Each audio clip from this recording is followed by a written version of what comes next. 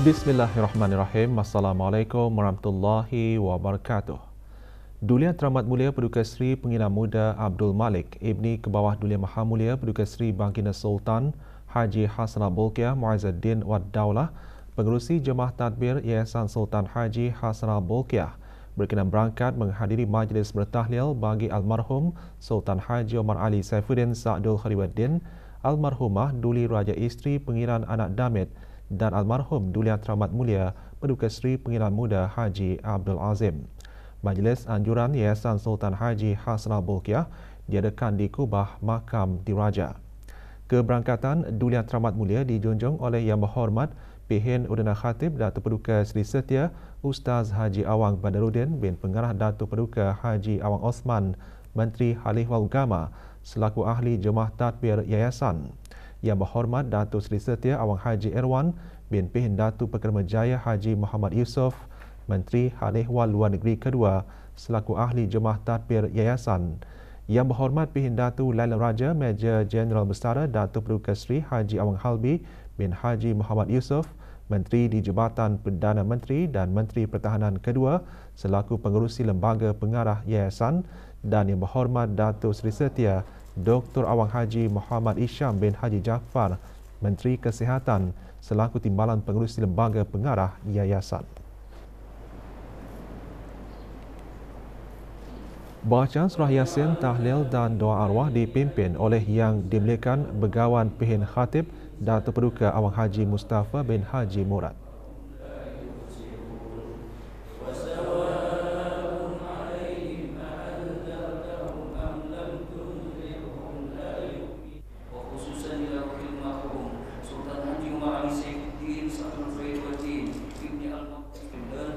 Duli Yang Teramat Mulia kemudian menjurus aing asah-asahan ke atas makam almarhum Sultan Haji Omar Ali Saifuddin Sa'dul Khairuddin, almarhumah Duli Raja Isteri Pengiran Anak Damit dan almarhum Duli Yang Teramat Mulia Paduka Seri Pengiran Muda Haji Abdul Azim.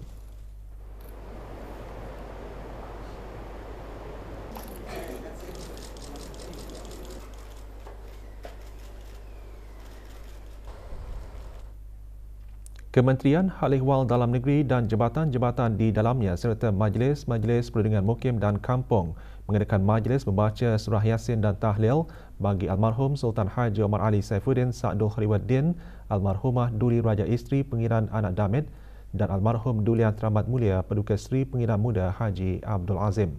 Majlis berlangsung di Kubah Makam Diraja di Ibu Negara.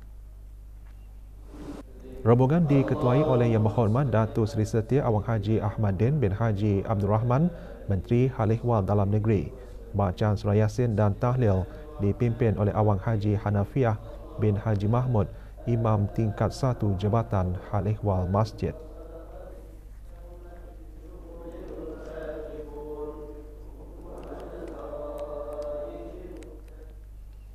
Mesyuarat pertama dari musim permesyuaratan ke-20 Majlis Mesyuarat Negara meneruskan sidangnya bagi hari ke-14 kemarin dengan membahaskan peruntukan Kementerian Pembangunan. Sasaran kualiti sistem air antara isu yang mula-mula dibahaskan. Ketika memberikan ulasan lanjut mengenai isu yang dibangkitkan oleh Yang Berhormat Awang Haji Muhammad Daniel alias Tekpin bin Yaakob itu, Yang Berhormat Datuk Seri Setia Awang Haji Muhammad Juanda bin Haji Abdul Rashid, Menteri Pembangunan, menjelaskan beberapa projek sedang berjalan dan akan dilaksanakan ke arah meningkatkan sistem bekalan air. Antaranya pertama, meningkatkan taraf loji rawatan air sedia ada. Kedua, pembinaan loji rawatan air Bukit Barun peringkat 8. Ketiga, menaik taraf loji rawatan air Akis-Akis. Dan keempat, menaik taraf loji rawatan air Batang Duri, daerah Temburong. Harus takbir pembelanjaan 2024. Kelima ialah pengurusan non-revenue water bagi sistem bekalan air di negara Brunei Darussalam, fasa 3. Keenam ialah kajian bekalan air bagi negara Brunei Darussalam bagi sumber air negara Brunei Darussalam sehingga tahun 2035. Yang ketujuh, satu lagi inisiatif yang sedang dirancang di jabatan ini ialah mendapatkan khidmat pihak ketiga yang boleh memeriksa dan menilai tahap kualiti air bersih yang dikeluarkan dari loji-loji air di negara ini. Menteri Pembangunan juga memberi respons terhadap cadangan yang dikemukakan oleh Yang Berhormat Awang Saleh bin Haji Osman bagi mewujudkan organisasi yang diiktiraf untuk meneliti kualiti produk keluaran tempatan. Bin Haji Muhammad Rashid, Menteri Pembangunan. Ia akan memerlukan pendekatan khusus dengan pusat standard kebangsaan dan jabatan-jabatan yang berkaitan. Pada masa ini terdapat barangan yang diuji dan diiktiraf oleh badan luar negeri seperti SIRIM. Bagi projek-projek kerajaan adalah menjadi satu kemestian untuk menggunakan produk-produk bahan asas binaan dan bahan binaan yang berdaftar dan diiktiraf di bawah Kementerian Pembangunan. Produk-produk yang diiktiraf ini perlu persijilan pengiktirafan kualiti seperti ISO 9001 dan ISO 14001 dan laporan ujian-ujian daripada makmal ujian yang diiktiraf. Juga dibangkitkan langkah-langkah yang diambil dalam memastikan aktiviti-aktiviti pengambilan pasir di kawasan Sungai Paku Terisai, Daerah Tutong menepati syarat oleh Yang Berhormat Awang Abdul Aziz bin Haji Hamdan. Tempoh beberapa tahun ke hadapan agar pekan.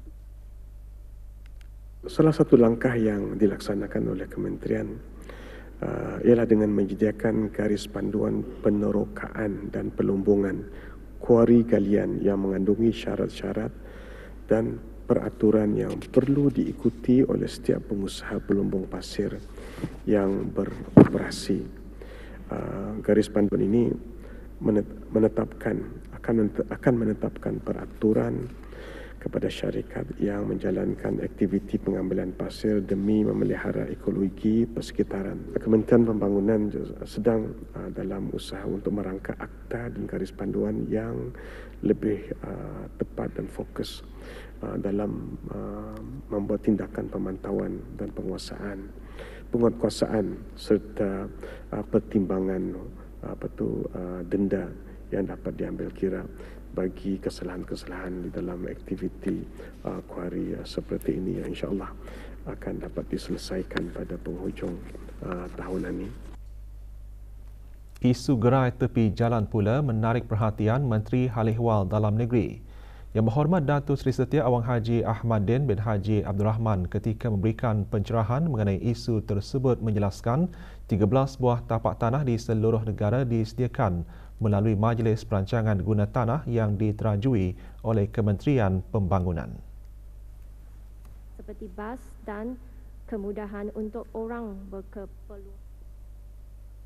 Status terkini 2 buah tapak tanah, satu di Kampung Tagap dan Mukim Sengkurong dan satu di skim Tanah Kurnia Rakyat Jati Kampung Sungai Buloh Mukim Menteri telah diwartakan di bawah Jabatan Daerah Brunei Mora dan pada 7 hari bulan Mac 2024 gerai yang disediakan di Kampung Tagap telah mula digunakan dan dikendalikan oleh Majlis Perundingan Kampung dan Majlis Perundingan Mukim di Mukim Sengkurong. 11 tapak lagi sedang dalam proses pewartaan, pada mana 7 tapak telah diberikan kebenaran early development oleh pihak Kementerian Pembangunan. Persidangan disambung hari ini pukul 10 pagi. Yang Berhormat Pihin Udana Khatib Datuk Paduka Seri Setia Ustaz Haji Awang Badaruddin bin Pengarah Datuk Paduka Haji Awang Osman, Menteri Hal Ehwal Agama petang kemarin menerima kunjungan hormat daripada Yang Berhormat Encik Masagos Zulkifli bin Masagos Muhammad, Menteri Pembangunan Sosial dan Keluarga, Menteri Kedua Kesihatan dan Menteri Bertanggungjawab bagi Hal Ehwal Masyarakat Islam Republik Singapura, Majlis didirikan di Bandar Seri Begawan. Semasa kunjungan hormat, kedua-dua Yang Berhormat Menteri berbincang mengenai pengukuhan kerjasama dua hala antara kedua-dua buah negara, terutama dalam perkhidmatan agama.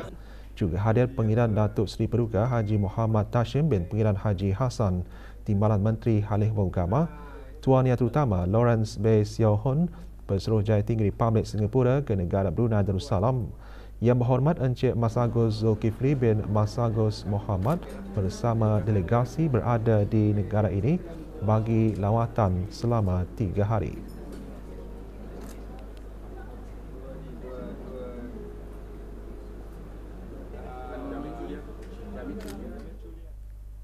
Rombongan Kementerian Hal Ehwal Agama malam tadi berada di Jami Asri Hasanil Bolkiah Kampung Kiarong bagi menunaikan sembahyang fardu isyak dan sembahyang sunat tarawih serta witir berjemaah.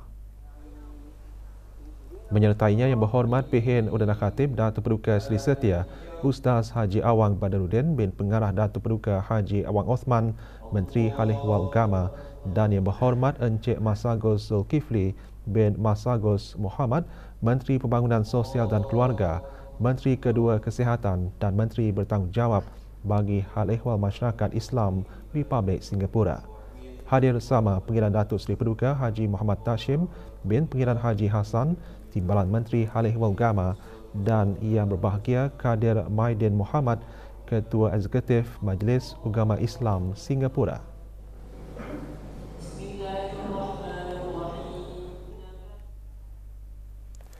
...3,581 anak yatim yang berdaftar di bawah JAPIM dari ke-44 daerah menerima derma pada Majlis Penyampaian Derma kepada anak-anak yatim peringkat kebangsaan. Majlis Anjuran Kementerian Kebudayaan, Belia dan Sukan melalui Jabatan Pembangunan Masyarakat JAPIM dengan kerjasama Jabatan Daerah Brunei dan Muara, Kementerian Hal Ehwal Dalam Negeri dan Bank Islam Brunei Darussalam BIBD berlangsung di Dewan Plenari Pusat Persidangan Antarabangsa Berakas. Penyampaian derma disempurnakan oleh Yang Berhormat Datuk Seri Setia Dr. Awang Haji Muhammad Amin Liu bin Abdullah, Menteri di Jabatan Perdana Menteri dan Menteri Kewangan dan Ekonomi Kedua selaku pengerusi Lembaga Pengarah BIBD, Yang Berhormat Datuk Seri Setia Awang Haji Ahmadin bin Haji Abdul Rahman, Menteri Hal Ehwal Dalam Negeri, dan Yang Berhormat Datuk Seri Setia Awang Haji Nazmi bin Haji Muhammad, Menteri Kebudayaan, Belia dan Sukan. Jumlah sumbangan yang dihulurkan melalui tabung anak-anak yatim JAPIM iaitu lebih RM358,000. Tabung anak yatim daerah Brunei dan Muara lebih RM34,900 dan BIBD lebih RM179,000. Majlis diselajurkan dengan penyampaian skim hadiah galakan pelajar cemerlang BIBD. Rombongan Kementerian Hal Ehwal Dalam Negeri dan jabatan-jabatan di dalamnya beserta Majlis Perundingan Mukim dan Kampung di daerah Tutong mengadakan Majlis Tadarus Al-Quran diadakan di Masjid Kampung Danau, Mukim Talisai, Tutong. Mengetuai rombongan Yang Berhormat Datuk Seri Setia Awang Haji Ahmadin bin Haji Abdul Rahman, Menteri Hal Ehwal Dalam Negeri. Majlis dimulakan dengan sembahyang fardu asar berjemaah diikuti dengan bacaan tadarus Al-Quran dan bacaan tahlil. Majlis diselajurkan dengan penyampaian wakaf berupa waterjet untuk kegunaan masjid, manakala beberapa orang anak yatim dari kampung berkenaan turut menerima sumbangan derma.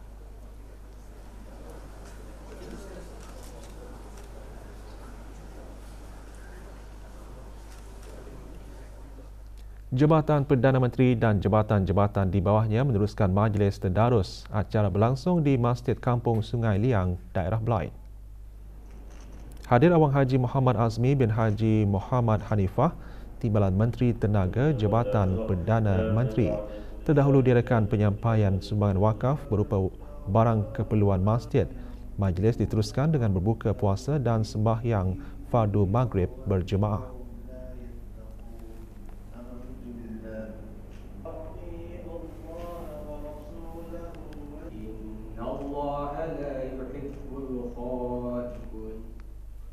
Rabitah Antarabangsa Alumni Al-Azhar Asy-Syarif Brunei Darussalam petang kemarin menganjurkan majlis doa kesyukuran bersempena Hari Al-Azhar Asy-Syarif sedunia. Majlis berlangsung di Masjid Raja Isteri Pengirian Anak Hajah Salehah Skim Tanah Kurnia Rakyat Jati, Kampung Rimba. Bacaan Saidul Istighfar dan Surah Al-Fatihah dipimpin oleh Datuk Seri Setia Haji Awang Abdul Aziz bin Orang Kaya Maharaja Lela Haji Yusof, Rais Rabitah Antarabangsa Alumni Al-Azhar Brunei Darussalam. Majlis diserikan dengan tazkirah kalam Azhari, tadarus Al-Quran serta bacaan tahlil.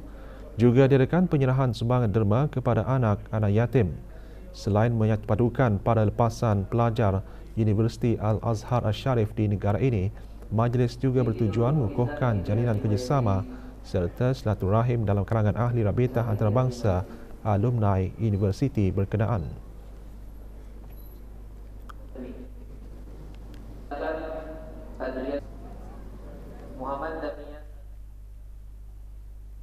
Lebih banyak usaha yang boleh dan perlu dilakukan untuk terus menyokong dan menggalakkan wanita dalam mencapai aspirasi dan potensi penuh mereka.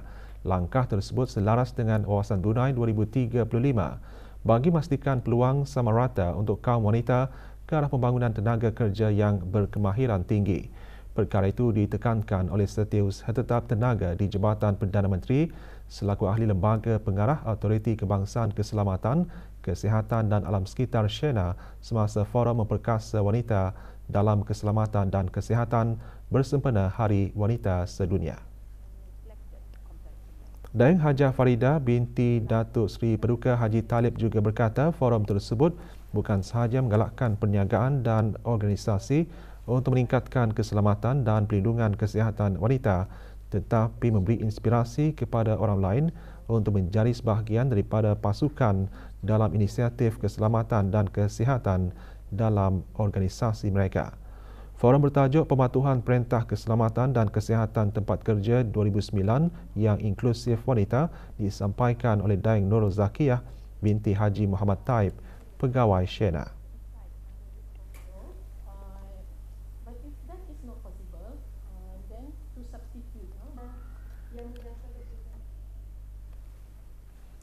Dua lelaki warga negara Malaysia dan seorang lelaki warga negara Indonesia yang terlibat dalam 7 rompakan bersiri berjaya ditahan. Pasukan Polis Diraja Brunei PPDB dalam siaran medianya menjelaskan rompakan bersiri itu menimbulkan kebimbangan dan ketakutan dalam kalangan penduduk. Rompakan bersiri berlaku antara bulan Julai dan Disember 2023 di daerah Brunei dan Muara dan daerah Tutong telah menyebabkan mangsa rompakan mengalami kerugian berjumlah lebih RM72,000 Brunei. Dalam usaha menangkap individu yang terlibat, PPDB melalui Jabatan Siasatan Jenayah telah menubuhkan satu pasukan khas yang diketuai oleh Unit Siasatan Khas. Siasatan dan risikan intensif melibatkan kerjasama dengan pihak Polis Diraja Malaysia PDRM, khususnya Ibu Pejabat Polis Daerah Limbang bagi membantu menjejaki penjenayah berkenaan. Siasatan mendapati penjenayah keluar dan masuk dari negara ini melalui jalan tikus bagi mengelak dari dikesan oleh pihak berkuasa. Ketiga-tiga individu terlibat dituduh di bawah Seksyen 395 dan Seksyen 398 Kanun Hukuman Jenayah iaitu bagi kesalahan rompakan berkumpulan dan rompakan berkumpulan bersenjata oleh Mahkamah Tinggi Negara Brunei Darussalam pada 13 Februari 2024. Pada 14 Mac lalu, tertuduh Muhammad Saiful Rizal bin Sinen dijatuhi hukuman 10 tahun pemenjaraan dan 12 sebatan. Muhammad Amin bin Zabidi dihukum 12 tahun pemenjaraan dan 12 sebatan dan Sakriyadi bin Saharudin dihukum 8 tahun pemenjaraan dan 12 sebatan. Penderma darah kumpulan A dan O diperlukan segera bagi menampung keperluan pemindahan darah di semua hospital di negara ini. Bagi tujuan tersebut, Pusat Pendermaan Darah di Jabatan Perkhidmatan Makmal Kementerian Kesihatan akan mengadakan kempen-kempen derma darah di beberapa tempat. Hari ini kempen akan diadakan di Pusat Membeli Belah Times Square Brakas. Esok kempen akan diadakan di Kompleks An-Najat Beribi dan pada 23 dan 24 Mac akan diadakan di J Hotel Kompleks Taibah Qulab. Kempen akan diadakan pada 11 malam. Tabung Darah Hospital Suri Sri Begawan Kuala Belait juga akan mengadakan kempen derma darah di Kelab Penaga pada 24 Mac nanti. Tempahan slot derma darah melalui aplikasi Blood Card bagi kempen derma darah tersebut adalah digalakkan.